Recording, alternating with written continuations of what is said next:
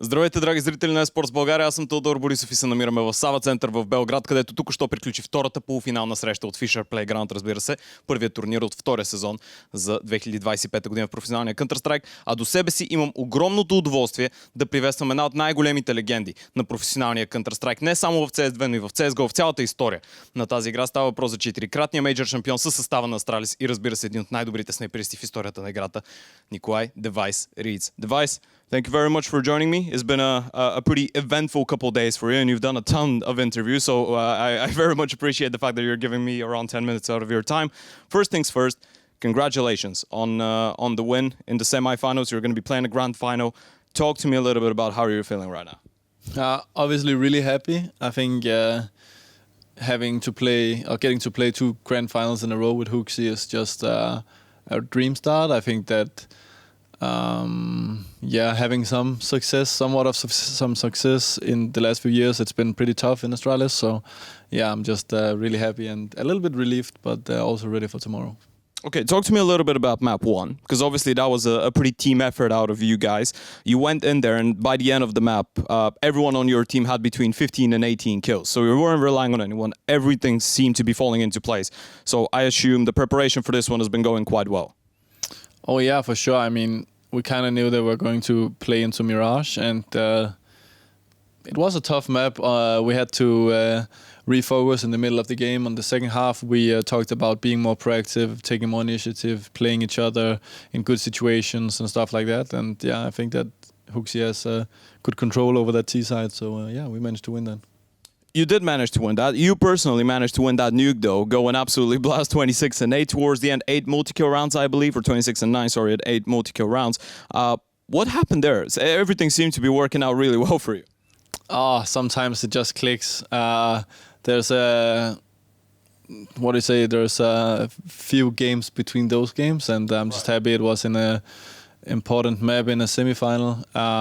Of course, it's always a team effort. Even though, of course, some rounds are won by some players, it requires the entire team to play into each other's strengths, and on Nuke especially, I feel very comfortable. Okay, and it's nice that you're saying you're feeling very comfortable. This has been, regardless of the FISSURE Playground not being a major event, right? It still has been your best LAN event so far of 2025. And conveniently enough, that happens in only your second event with HooXi as the leader. So are the two correlated? What has changed for you personally? And how come is this your best event so far?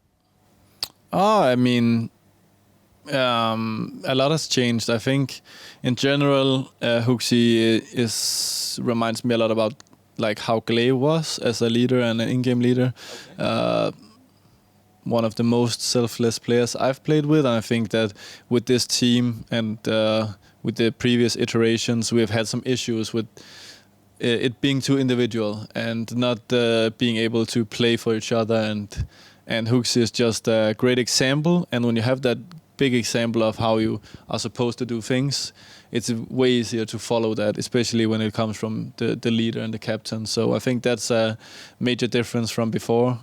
For my own regard, I think that I spent a lot of time not traveling this summer, trying to play a little bit more.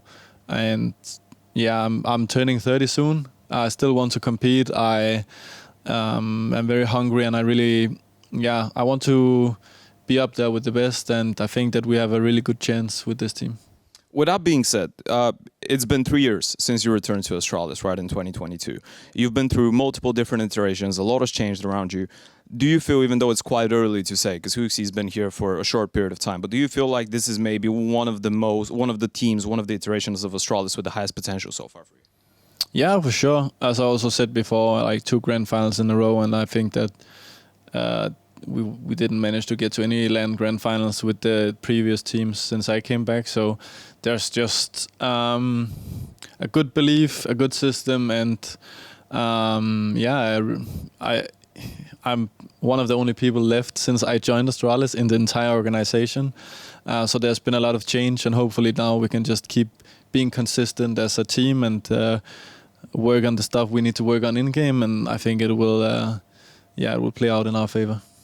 One of the last things that I want us to talk about is the fact that I looked it up, and crazily enough for me, and I think for you as well, the last time you won a significant LAN event was in 2019. It was the Blast Pro Series, right? You did win IM4 to qualify, obviously, for the major in Stockholm, which ended up being the last major that you've qualified for as well. So now, with the possibility of you playing a grand final, potentially winning an event for the first time in 6 years, and if you win that event, that would be a significant step towards participating in the major. What does that feel like? Does it feel like you're finally getting back to where you're supposed to be? Of course, but it's hard to say supposed to be. I mean, I've tried my best the last few years. Everyone that's been a part of the organization have. So, yeah, as I said, like, success is just, it feels so good and you have to work hard for it and you can't stop working when you get the taste of it. So right now I'm just focusing on the final. I think that everything that comes with it is just awesome. But yeah, we have to just prep really well, focus on the game, and carry out the best plays we can tomorrow, and then we'll evaluate after that. Okay, and lastly, you'll be playing against Tyler in the grand final, a rematch from the group stage. They were able to take you down 2-1. Will the outcome be a little bit different this time around? What are your expectations? This time you're playing a BO5 and not a BO3. Do you think that benefits you, helps you in any way? It's hard to say. They beat us with a stand-in, so they have to be small favorites.